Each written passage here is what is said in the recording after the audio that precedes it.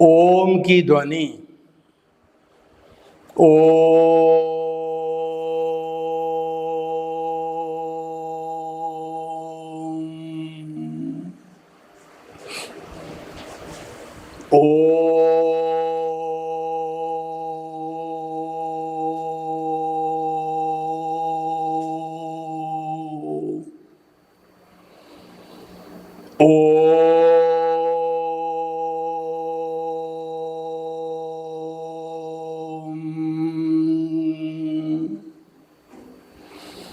अरम की ध्वनि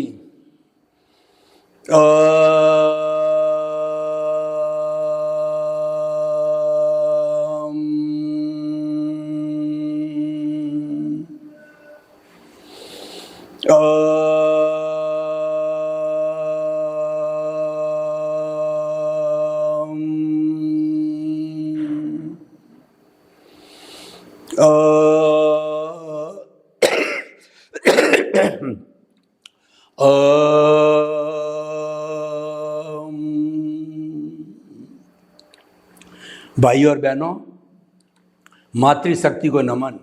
आज का हमारा बहुत सुंदर विषय सुविधा एवं शाश्वत सुख। सुविधा का अर्थ होता है फैसिलिटी, खाने की, पीने की, बैठने की, सोने की, एसी की, और रोटी, कपड़ा, मकान, शिक्षा, चिकित्सा, इन सब के लिए जो जो हमें साधन उपलब्ध होते हैं उसको हम सुविधा कहते हैं। साधनों को सुविधा कहा जाता है। उससे व्यक्ति को आराम मिलता है, सुकून मिलता है, शांति मिलती है। और अगर सुविधा न हो तो व्यक्ति अनईजी होता है। जैसे बहुत ज़्यादा गर्मी है और पंखा नहीं चल रहा है, कोई कूलर के और एसी के जो है हैबिचुअल है, तो एसी नहीं होती तो वो बड़ी असुविधा फील करते हैं। अपनी पसंद का भोजन न मिलना, अपनी पसंद का शयन न मिलना, अपनी पसंद का कोई भी जो सिंपल ड्रिंक नहीं मिलना, यानी जो व्यक्ति जो सुविधा प्राप्त करता है वह उसको नहीं मिलती है तो वह बेचैन हो जाता है। इसमें दो तरह के लोग होते हैं। एक तो व्यक्ति होता है जो एंजॉयर होता है, जो कि वस्तुओं का एंजॉय करता है, और एक साधक व्यक्ति होता है जो संयमशील होता है। दोनों व्यक्ति होते हैं, लेकिन जो एंजॉयर होता है उसको ज़्यादा से ज़्यादा फैसिलिटी चाहिए, उसको ज़्यादा से ज़्यादा सुविधा चाहिए। सुविधा न हो तो वो छटपटाने लगता है। लेकिन जो साधक है, संत है, संयमित व्यक्ति है, संकोची है, वह एडजस्ट एवरीवेयर कर देता है। यानी जैसी भी परिस्थिति आती है उसमें एडजस्ट हो जाता है। चाहे पंखा हो या न हो, चाहे रोटी ठंडी हो, चाहे गर्म हो, चाहे ज़्यादा सर्दी हो, चाहे ज़्यादा गर्मी हो, या शयन के लिए उतना अच्छा गद्देदार न हो, और कोई भी खाना खाए वो बहुत कहना चाहिए कि रसदार न हो, टेस्टी न हो, तो वह उसमें संभाव रखता है, क्योंकि उसके संयम है, वह साधक है और वह सन्यासी है। वो अपने आप पर कंट्रोल करना जानता है। कहने का अर्थ यह है कि जो अपनी 5 इंद्रियों के ऊपर, मन के ऊपर और वचन और काया के ऊपर नियंत्रण नहीं कर सकता है, वह सुविधा न मिलने पर छटपटाता है। लेकिन जो व्यक्ति इंद्रियों को जो भीतर की ओर खींचता है, जो इंद्रियां बहिर्मुखी जा रही है उसको भीतर की ओर खींचना है, जिसको प्रतिसंलीनता कहा जाता है, वह करता है, तो उसको अगर कोई असुविधा हो तो फील नहीं होती। देखिए, सुविधा और असुविधा, सुख और दुख का कोई एग्जिस्टेंस नहीं है, ये केवल मान्यता है। किसी व्यक्ति को मान लीजिए कि एसी जो है अति आवश्यक चाहिए, तो किसी व्यक्ति को एसी सूट नहीं करता, वह उसके लिए दुख हो जाता है। और एसी के बिना रह नहीं सकता, वह उसके साथ सुख हो जाता है। डायबिटीज़ वाला व्यक्ति अगर मीठी चीज़ खा ले तो डायबिटीज़ बढ़ जाती है, और बिना डायबिटीज़ वाला मीठी चीज़ खाए तो उसको स्वादिष्ट लगती है, क्योंकि उसके ऊपर जो है बॉडी पर कोई भी रोग का असर नहीं होता है। तो इसीलिए ये भ्रांत मान्यता है, सुख और दुख का एग्जिस्टेंस नहीं है, ये हमारी रॉन्ग बिलीफ है, हमारी भ्रांत मान्यता है। और इन्हीं के वशीभूत हम जीवन भर 5 इंद्रियों के सुख की ओर दौड़ते रहते हैं। इसको मोहनीय कर्म कहते हैं कि जड़ पदार्थों के अंदर सुख की खोज करना, ये मोहनीय कर्म कहलाता है। ये अज्ञान है, वास्तव में सुख बाहर है ही नहीं है, वो तो सुखाभास है, वो तो सुविधा है, वो तो एंजॉयमेंट है। सच्चा सुख तो हमारे भीतर जो है आत्मा का एक बड़ा खजाना है। आत्मा जो है वो परम सुख की धाम है, वहाँ पर सुख का दरिया बहता है। तो इसीलिए जो है सुख और दुख और सुविधा है, ये भ्रांत मान्यता है और ये टेम्परेरी है, ये नाशवान है, ये जाने के लिए आया है। भोजन आपने एक बार किया अच्छा लगा, 2 बार किया उससे कम अच्छा लगा, 4-5 बार अगर भोजन करते रहोगे तो वही भोजन आपको नीरस लगेगा। क्योंकि जो हम चीज़ बार बार उपभोग करते हैं, जिसका उपयोग करते करते बार बार उसका उपयोग करते हैं, तो उसका टेस्ट है वह धीरे धीरे रिड्यूस हो जाता है। क्यों कि जो हमारी फैसिलिटी है, वो हमारा जो 5 इंद्रियों का सुख है वो नाशवान है, वो जाने के लिए आ रहा है, वो जा रहा है, सुख जा रहा है, दुख जा रहा है, आयु जा रही है, ये रहने के लिए नहीं आती है, तो बिल्कुल टेम्परेरी होती है, ये नाशवान होती है और ये जड़ होती है। इसीलिए व्यक्ति को ज़्यादा सुविधावादी नहीं होना चाहिए, क्योंकि ऐसा होता नहीं है कि हर समय बराबर सुविधा मिलती रहे, हर समय पुण्योदय हो कि उसके प्रभाव से जो है हमको सुविधा मिलती रहे। कभी हमारे पापोदय भी हो सकता है, उससे हमको कष्ट, दुख और असुविधा भी महसूस हो सकती है। तो भाई और बहनों, ये सब सुविधा जो है हमारे बाहरी जगत से जुड़ा हुआ है, हमारे लोक जगत से जुड़ा हुआ है, हमारे व्यवहार जगत से जुड़ा हुआ है। और ये सुविधा है वो हमारा उदय और प्रारब्ध के अधीन है, और उदय प्रारब्ध पर जो कंट्रोल है वह कुदरत का है। कुदरत थी उसकी जनरेटर, ऑपरेटर और डेस्ट्रॉय यानी गॉड। हमारे व्यवहार जगत की जो नियंत्रण करने वाली सत्ता है गॉड है, वो नेचर है। वही जो है द्रव्य क्षेत्र काल भाव के अनुसार जो है संयोग जुटाकर हमारे उपादान के अनुसार हमको सुख दिलाती है, दुख दिलाती है। सुख दुख तो हमारे उपादान की स्क्रिप्ट में लिखा हुआ होता है, और उदय और प्रारब्ध के अंदर वह जब प्रदर्शित होता है तो जो हमारी प्रकृति है, नेचर माँ है, उसने ड्यूटी ले रखी है हर प्राणी को जन्म देना और उसके कर्मों के अनुसार भुगतान कराने की ड्यूटी प्रकृति माँ की है, नेचर माँ की है, कुदरत माँ की है। तो वह संयोग जुटा करके और उन कर्मों का जो है खपाती है, उन कर्मों की एनओसी दिलाती है, उन कर्मों का हिसाब क्लियर करती है। यानी हमारा जो सुविधा का जगत है वो हिसाब का जगत है, और उसके अंदर लेना देना होता है। कभी सुविधा कम मिलती है, कभी ज़्यादा मिलती है, कभी नहीं मिलती है। ये तो जो हमारा उपादान है उसके अनुरूप ही जो हमारा भाव कर्म है, जो कि वर्तमान के अंदर द्रव्य कर्म बन गया, उसके अनुरूप ही मिलती है। तो भाई और बहनों, ये व्यवहार जगत की बात हुई, ये सुविधा की बात हुई। अब इसके साथ जो दूसरा भाग है वह है शाश्वत सुख। शाश्वत सुख का अर्थ होता है कि ऐसा सुख कि उसके बाद कभी दुख आए ही नहीं। बाहरी वस्तुओं में तुम सुख खोजते हैं, जरूरी नहीं कि हमेशा सुख मिले, कभी सुख भी मिल सकता है पुण्योदय के कारण और कभी पापोदय के कारण दुख भी मिल सकता है, तो वो तो उदय और प्रारब्ध के अधीन है। लेकिन शाश्वत सुख पर किसी का कानून नहीं लगता है, क्योंकि शाश्वत सुख हमारी आत्मा का गुण है और आत्मा स्वयं भूव है। उस पर कुदरत या किसी की भी ताकत नहीं है कोई कानून लगाने की, क्योंकि दुनिया के अंदर पूरे ब्रह्मांड में कोई ताकतवर वस्तु है, कोई ताकतवर द्रव्य है तो आत्म द्रव्य है, और उससे बड़ा कोई भी द्रव्य जो है हमारे ब्रह्मांड में नहीं है। इसीलिए कहा गया है कि जे एगे जाने ते सब्बे जाने, जे सब्बे जाने ते एगे जाने। जिसने एक आत्म तत्व को जान लिया, पूरे ब्रह्मांड को जान लिया।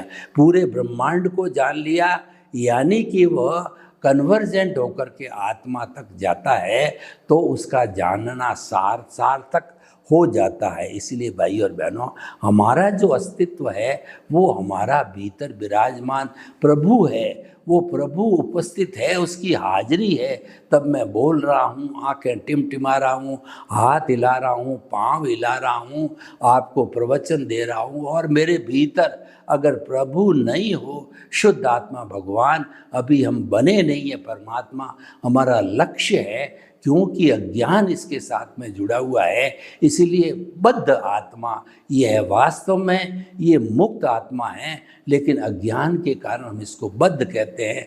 आई plus my is equal to bonded soul. My मतलब अज्ञान, आई मतलब प्योर सोल, और I minus my is equal to pure soul. ये माई है, ये अज्ञान है, तेरा मेरा अज्ञान है। ये घर मेरा है, ये परिवार मेरा है, इस परिवार का संचालन करने वाला मैं हूँ, इस परिवार का पालन पोषण मैं करता हूँ, और ये परिवार जो है मेरी आज्ञा से चलता है। ये सारा जो है भ्रांत मान्यता है, इसीलिए इसको मिथ्या ज्ञान कहते हैं। और इस शरीर का पूरा संचालन तो कुदरत करती है, लेकिन आप अपनी बुद्धि का दुरुपयोग करके ये मानते हो, ये प्रदर्शित करते हो कि जो है शरीर का संचालक, इस शरीर का जो जितना भी भुगतान है वो करने वाला मैं हूँ। तो ये मिथ्या दर्शन है, और जड़ वस्तुओं में सुख को खोजना है, ये हमारा मोहनीय कर्म है। तो भाई और बहनों, ये अज्ञान है। इस अज्ञान के कारण हमारे भीतर जो प्रभु, तो मूल स्वरूप के अंदर तो वो मोक्षगामी आत्मा है, लेकिन अज्ञान के कारण वह बद्ध कहलाता है। अज्ञान को जीरो करके हम इस आत्मा को सिद्ध, बुद्ध और मुक्त बना सकते हैं, वही हमारा लक्ष्य है। अब हमने ये जाना कि शाश्वत सुख आत्मा का गुण है, आत्मा की एम्बेडेड प्रॉपर्टी है। तो लेकिन इसको प्राप्त कैसे करें? इसको प्राप्त करने के लिए हमने ये सनातन सत्य कार्यक्रम प्रारंभ किया है। सनातन सत्य का अर्थ होता है ultimate reality of this university, सार्वभौम सत्य के इस दुनिया की अंतिम सच्चाई क्या है, वो सनातन सत्य है। वो सिद्धांत के ऊपर आधारित है, वो कुदरत और कुदरत के कानून पर आधारित है, जो कि कभी बदलता नहीं है। और इसको आर्ट ऑफ द विजन कहते हैं। आर्ट ऑफ अ विजन का अर्थ ये हुआ, अगर आप मुक्ति की ओर जाना चाहते हो, शाश्वत सुख की प्राप्त करना चाहते हो, तो आपको आपके जो शरीर है उसके केंद्र में प्रभु को विराजित करना पड़ेगा। देखिए, कोई भी संस्था हो, कोई भी देश हो, कोई भी घर हो, अगर उसका मुखिया ना हो, उसका लीडर नहीं हो, कोई भी खेल की पार्टी हो और कोई भी राजनीतिक सत्ता हो, उसकी पार्टी का मुखिया नहीं होता है, तो हर एक अपनी अपनी पंचायती करने लग जाता है, हर एक अपना अपना कानून झाड़ने लग जाता है। इसलिए उसका चेयरमैन कहिए, प्रेसिडेंट कहिए, मुखिया कहिए, वह होना जरूरी है, तो हमें मुक्ति में जाने की पहली कंडीशन ये है कि हमारा मुखिया शुद्ध आत्मा भगवान है, उसको जो है शुद्ध भावों के साथ हमारे शरीर का जो केंद्र है, जिसको कि हम जो ज्योति केंद्र कहते हैं, उसके ऊपर शुद्ध भावों के साथ में प्रार्थना करके और उनको विराजित कर दो, उनकी प्राण प्रतिष्ठा कर दो, तब वो जो है वो तब तक हमारे शरीर के केंद्र में रहेंगे जब तक कि यह शरीर, यह हमारी आत्मा मुक्त होकर के सिद्ध बुद्ध मुक्त नहीं बन जाती है। और उसके अलावा अगर वो साधक है अपने भावों के अंदर हर वक्त मनुष्य भाव का जो प्राप्त करने की प्रार्थना करता है सिमंदर स्वामी भगवान से, तो उसकी प्रार्थना मंजूर भी होती है और वह हर भाव में मनुष्य गति को प्राप्त करता है। पर एक बात निश्चित है कि जब हमने केंद्र में आत्मा को स्थापित कर लिया और उस आत्मा की हम भजना करते हैं, उस आत्मा को हम निरीक्षण करते हैं, परीक्षण करते हैं, सेल्फ रियलाइजेशन करते हैं, उसकी आज्ञा में चलते हैं, तो हमारे प्रभु की आज्ञा में चलने पर कोई भी गलत कार्य हमारे से हो नहीं सकता, कोई भी गलत भाव हमारे से आ नहीं सकता। अगर आ भी जाता है तो हमारे उस भगवान का जब ज्ञान हमको मिलता है, हमारा वो सेल्फ रियलाइजेशन होता है, तो उस वक्त प्रज्ञा बहन जागृत होती है, क्योंकि शुद्ध आत्मा भगवान तो अक्रिया है, कुछ करते नहीं हैं, लेकिन हमारे को ज्ञान देते समय भाव सत्ता प्रज्ञा जो है बहुत पावरफुल होती है, वो मॉनिटर बन जाती है। और वह जब कभी भी हम उदय और प्रारब्ध का जो फोर्स है उसके साथ जुड़ गए, यानी प्रकृति और पुरुष को हमने मिला दिया, यानी कि उदय प्रारब्ध राग द्वेष है उसके साथ जुड़ गए, तो हमारा कर्म शरीर और डेंस होता जाएगा, वो और पावरफुल होगा, वो और बढ़ेगा। और हम नहीं जुड़े हैं तो वो अज्ञान इरेज होता रहेगा। देखिए 3 चीज़ें होती है। एक तो अज्ञान, अभी मैंने बताया कि मिथ्या ज्ञान, मिथ्या दर्शन और मोहनीय कर्म है, या यूँ कहिए ज्ञानावरणीय कर्म, दर्शनावरणीय कर्म, मोहनीय कर्म और अंतराय कर्म। अंतराय कर्म तो बेचारे ये तीनों जब का अंतराय टूट जाती है तो अंतराय कर्म तो अपने आप विलुप्त हो जाता है। ये कह सकते हैं कि इन तीनों कर्मों को बांधे रखने वाला है वो अंतराय कर्म, लेकिन इफेक्टिव है वो जो है हमारा जो ज्ञानावरणीय, दर्शनावरणीय, मोहनीय इफेक्टिव है। तो ये जो कर्म जो होते हैं यही जो है ब्रॉड फॉरवर्ड होते हैं अज्ञान के रूप में। और इधर जब हमारी आत्मा केंद्र में होती है और उसकी उपस्थिति होती है, तो आत्मा के जो गुण हैं सम्यक ज्ञान और सम्यक दर्शन, वो हमको जो है आशीर्वाद के रूप के अंदर उपयोग करने के लिए मिलते हैं। तो हम सम्यक ज्ञान, सम्यक दर्शन की एप्लीकेशन प्रतिष्ठित आत्मा में बार बार करते रहते हैं, तो उसकी प्रतिष्ठित आत्मा में उसकी एप्लीकेशन करने से जो हमारे भाव पर कोट लगेगा वो मोक्ष के लायक और सहायक होगा।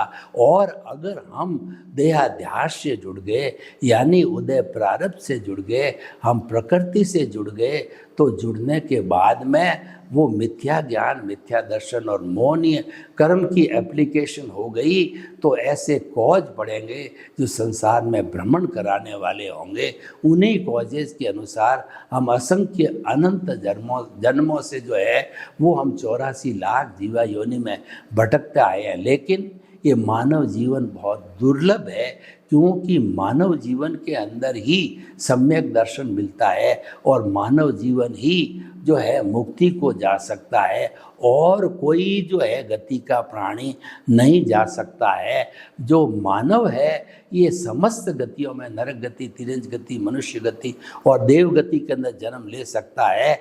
और अगर वह दुरुपयोग करे, मिथ्या ज्ञान, मिथ्या दर्शन की एप्लीकेशन करता ही रहे, हिंसा को बढ़ाए, तो ऐसी स्थिति में वो 7वीं नारकी तक भी जा सकता है।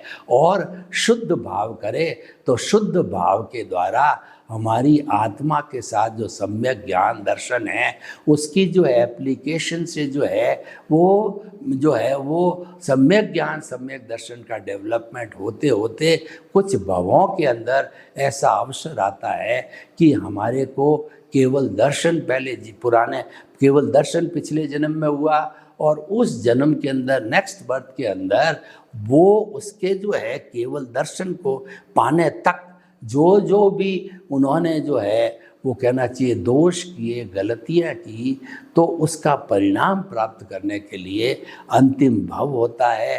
तो उसके अंदर जो शुद्ध भाव, उसके अंदर जो शुभ क्रियाएं होती है उनका पुण्योदय जो है वो भुगतता है और साथ साथ के अंदर केवल ज्ञान होकर के सिद्ध बुद्ध और मुक्त बन जाता है। तो भाई और बहनों, जैसा आज का विषय है कि सुविधा और जो है हमारा शाश्वत सुख, तो सुविधा तो हमारे जो है ये व्यवहार जगत से जुड़ी हुई है, ये हमारे जो हमारा जगत सामने चल रहा है, 5 इंद्रियों का जगत, उससे जुड़ा हुआ है। लेकिन क्या है, सुविधावादी होने से आप शाश्वत सुख को प्राप्त नहीं कर सकते हैं, क्योंकि शाश्वत सुख को प्राप्त करना है, ये कामधेनु है, कल्प वृक्ष है, ये पारसमणि है, ये चिंतामणि रत्न है, और जो है ये हमारा कहना चाहिए कि सुख का धाम है।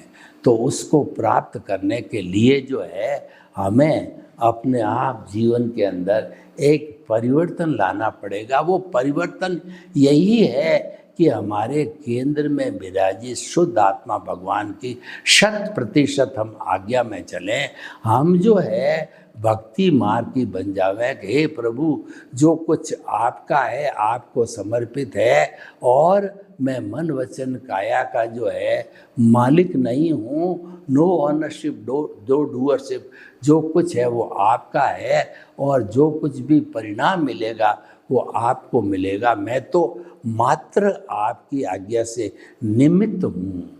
व्यक्ति जब निमित्त भाव लाता है और निमित्त भाव की वो साधना करता है तो उसके साथ में निर्दोष, निमित्त निर्दोष, अकर्ता और शुद्ध आत्मा, ये 3 जो है उनका आपस में एग्रीमेंट है कि ऑटोमेटिकली जो है वो उसके साथ में चले आएंगे, यानी कि वो जो है वो उसके साथ के अंदर आने चालू हो जाएंगे। तो भाई और बहनों, हम आपको बताना चाहते हैं कि जो आज का विषय है सुविधा एवं शाश्वत सुख, तो सुविधा तो ऑटो मोड से चलती है, कम मिलनी है, ज़्यादा मिलनी है, नहीं मिलनी है, यह तो आपका विषय है। लेकिन जो शाश्वत सुख है वो तो भीतर का विषय है, वो भीतर झांकना पड़ेगा, और बिना पुण्योदय के शाश्वत सुख को प्राप्त नहीं किया जा सकता है, उसकी नींव नहीं लगाई जा सकती है। यानी सम्यक दर्शन के बिना जो है वह आपको शाश्वत सुख की नींव नहीं लग सकती है। तो सबसे पहले अगर हमें वर्तमान का जीवन अच्छा बनाना है और भविष्य का सुंदर और अच्छा बनाना है, तो सम्यक दर्शन की प्राप्ति करने के लिए सनातन सत्य को जानना पड़ेगा, आर्ट ऑफ विजन को जानना पड़ेगा, और उसके जो मुख्य तत्व है कि अज्ञान को विज्ञान के साथ में जीतना पड़ेगा। जो हमारा विज्ञान है वह विज्ञान जो है उस अज्ञान को धीरे धीरे इरेज करता है। वो सम्यक ज्ञान और सम्यक दर्शन जो है हमारा एक विधान है, और उसी से जो है मिथ्या ज्ञान, मिथ्या दर्शन को हम शांत करते हैं, उसको हटाते हैं। तो भाई और बहनों, आज के विषय से जो है हम ये प्रेरणा लेते हैं कि सुविधा अपनी जगह है और जो शाश्वत सुख अपनी जगह है। सुविधा जो है वो तो ऑटो मोड से मिलती है, और वो पिछले जन्म के अंदर हमारा जो कॉज डाले हुए हैं या हम कॉज डालते हैं उसके अनुरूप ही हमको मिलती है। जबकि शाश्वत सुख तो हमारे भीतर विराजमान आत्मा का जो है गुण है, लक्षण है, वो हमेशा आत्मा के साथ ही रहता है। तो हमें जो एक्शन लेना है कि हमें केंद्र में जो आत्मा विराजित की है उसके इर्द गिर्द रहे, उसके समीप रहें और उसकी भजना करते रहें। हरि अनंत, हरि कथा अनंत। हम देखते हैं कि रामायण की, महाभारत की कथा करने वाले लोग 4-4 महीने कथा करते हैं, तभी कथा पूरी नहीं होती। तो हमारा भीतर प्रभु विराजमान है, उसकी आप जन्म जन्मांतर तक कथा करते रहो और वह धीरे धीरे अज्ञान को मिटा करके मुक्ति की ओर जाना होता है। सर्वे भवन्तु सुखिनः, सर्वे सन्तु निरामया। लोग के जीवों को सुख मिले, शांति मिले, आनंद मिले और सभी को शाश्वत सुख मिले। हमारी आपके प्रति शुभ भावना। ओम।